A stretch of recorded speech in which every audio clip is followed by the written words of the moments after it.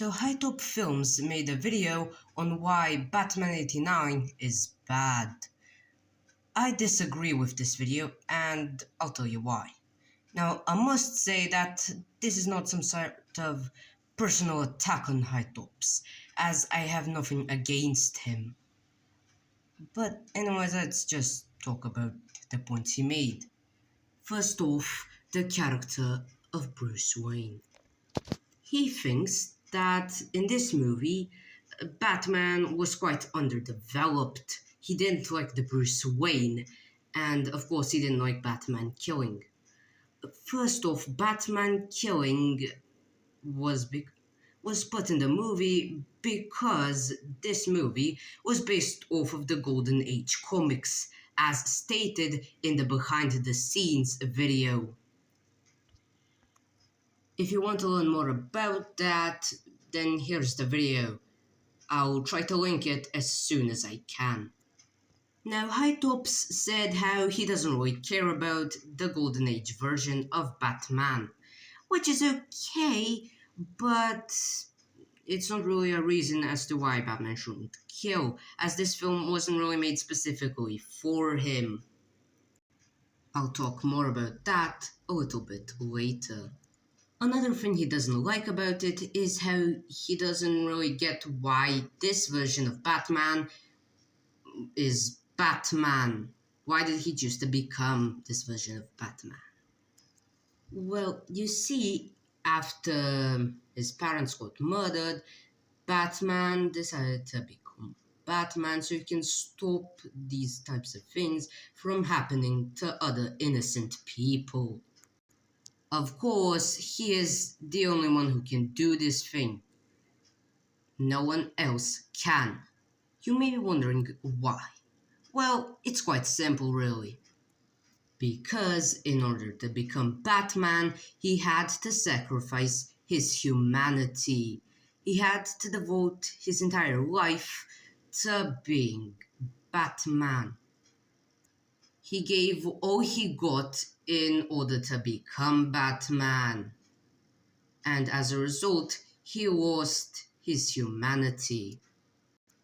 That's partially the reason why the character of Bruce Wayne feels quote-unquote hollow. Bruce Wayne is nothing more than a mask that he puts on when he's near the general public.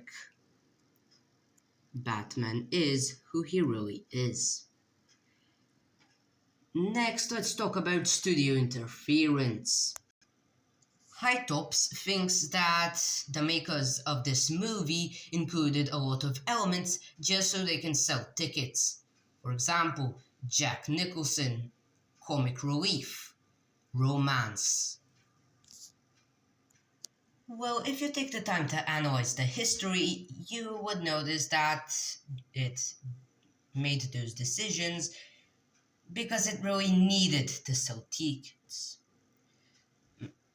You see, because of Adam West, Batman wasn't really being taken seriously. He was seen as some sort of clown, something exclusively for young children. And of course, people would find a serious interpretation of Batman weird. So of course, they probably wouldn't see it otherwise. So, making decisions that would sell more tickets was needed.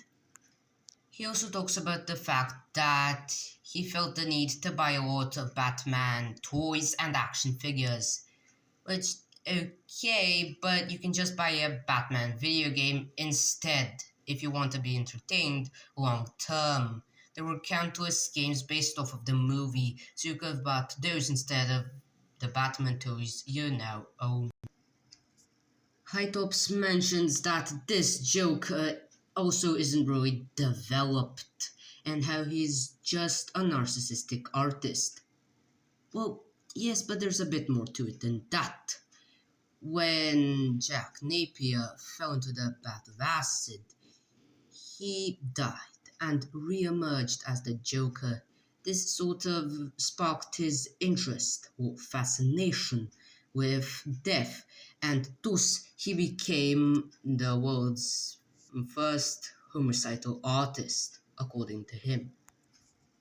He also mentions the fact that this movie isn't really comic accurate and doesn't do justice to Batman and Joker's complex and interesting relationship.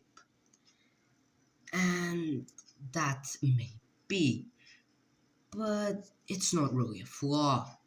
Let me explain. Comic accuracy doesn't really determine the quality of the film, nor does it affect it. Sure, some accuracy to the source material is definitely warranted. However, it doesn't need to be a one-to-one recreation of the source material. Now, I'm sure that the fans would like to see comic accurate superhero films, me included.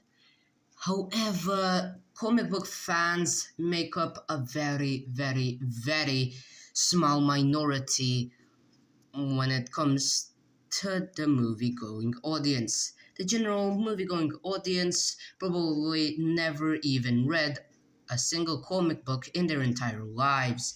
So, trying to appeal to a very, very small market of moviegoers doesn't really make any sense.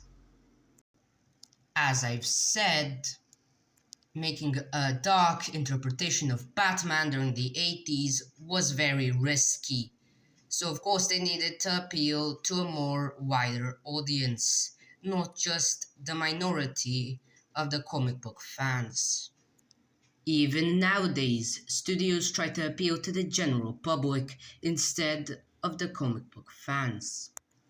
Let me just close off this video by saying that, once again, I have nothing against HiTop Films, and by no means do I think that this film is perfect. It has its fair share of flaws, which I am not blind to. But I just think that HiTop's review of this film was pretty bad.